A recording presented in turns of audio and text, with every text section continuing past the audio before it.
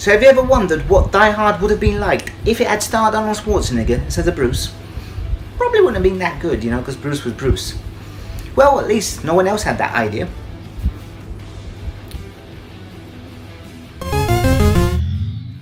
Hello YouTube, Ash here, and welcome to another episode of Special Talks. On today's episode, I am going to be talking about Skyscraper. So Skyscraper is the new action film starring Dwayne "The Rock" Johnson. Or Dwayne Johnson.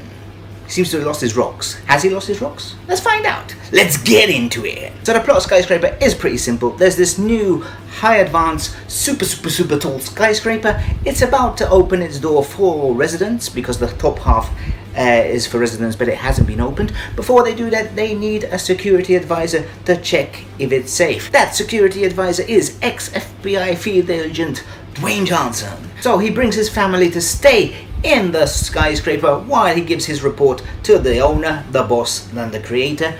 Obviously, then kinda something happens and a load of bad guys show up. Now it's time for The Rock to save his family. Get them out safe. Yeah, The Rock. Sorry, Dwayne Johnson. So as I said in the start, basically, if you take Die Hard and put Arnold Schwarzenegger, it wouldn't have been that good of a film because Bruce had that charisma. The Rock has charisma, however, he's playing a normal person. I know he has FBI field agent background, and you need him to have that because the stuff that he gets up to, no normal person would do it. I would die 2 seconds. I would literally die. I couldn't even get up 2 meters of that giant crane. You know, so a normal person wouldn't do that. That's the point, okay? Not my physical fitness. Yeah. So The Rock is playing your average family man, a super jacked up, pumped family man, but a family man. So where Die Hard was very realistic but still very fun, this is unrealistic. I'm sorry to compare it to Die Hard, but they did kinda ask for it. Now, as usual, in any Dwayne Johnson film, you usually say Dwayne Johnson saves the film because his performance lifts up the film. This is kinda the same, although Dwayne Johnson's performance in this is a lot less charismatic. I know he's playing your average person, however, his charisma's been so toned down to be more realistic because they want to make a gritty action film. However, this is not a gritty action film. It's stupid. There's lots of different set pieces which make no sense. They're unrealistic, let's put it that way. They make sense with the plot because you need to get something from there, jump through there, jump there. You know, it's explosion, it's things falling down. You know, you have to jump, a giant crane jump, as you've been seen in a million memes, you know, memes of this great jump. So it's not realistic, and The Rock has to kind of play it serious, which I didn't like. What Die Hard had was Bruce Willis muttering certain one-liners and moaning about his situation. In this film also, I really wanted The Rock to say something like, leave the FBI, they said. It'll be easy, they said. Don't get in danger. And, you know, stuff like that would have made it so much funny while something's happening to him. You know, not that these films have to be funny, but that little humor which, you know, someone would mutter would have lifted it more. The film also stars Neve Campbell, and it's nice to see her back. She does a good performance, although coincidentally she has to know how to fight and all that. Why couldn't she just be normal? But, you know, it's an action film. And the kids do an okay job, really. There's not much asked from them, you know, mostly just running scared.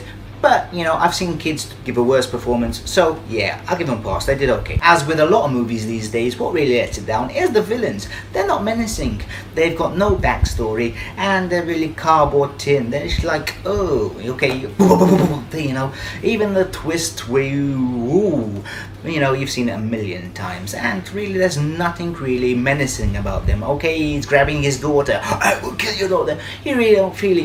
You kind of expect that The Rock's gonna beat them all, you know. They really do not look that tough, and that lets it down. Unfortunately, I'm gonna say it again, I don't want to keep mentioning Die Hard, but Die Hard had great villains. Hans Gruber, this guy, yeah, I can't even remember his name. And there's not really any good fight scenes between Dwayne Johnson and the bad guys. Okay, there's one at the start of the film, but it's really not that fantastic, you know, it's not something amazing. So yeah, that kind of lets the film down a bit. Also, one thing I didn't like is due to the Skyscraper being so high advanced, you know, the latest technology, they show this area at the beginning with lots of different gadgets, and you know it's going to be used for the ending of the film, and the producers or directors thought it was going to be like they're going to be really cool and all that. I don't want to give anything away. It's nothing special. We've seen it in films from the 70s. However, I'm sure they thought this is going to be the greatest set piece in the world. Yeah, we've seen it in other films, so they put too much emphasis into it. So a little tidbit for you, I actually placed this in my top 10 most anticipated films for 2018. So there's a lesson for you. Don't place things in your top 10 unless you've seen a trailer. I've heard the concept, and yeah, reality did not meet expectations. I thought this is going to be a fantastic action film.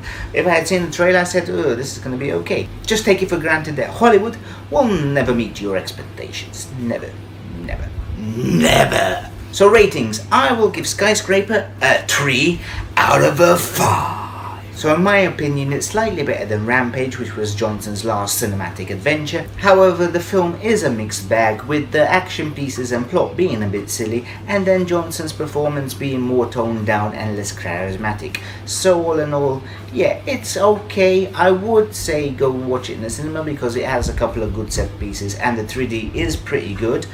But yeah, it's not the best rock film ever. So that's it for today. If you like this video, please hit that like button.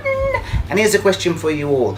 What's your favourite Dwayne Johnson The Rock role? For me, it's Welcome to the Jungle. It was one of his first films, but I really like that, and I think it's underrated. So yeah, hit me back with your favourite rock roles. And if you want to see more of my videos, please hit that subscribe button and tick the notification bell.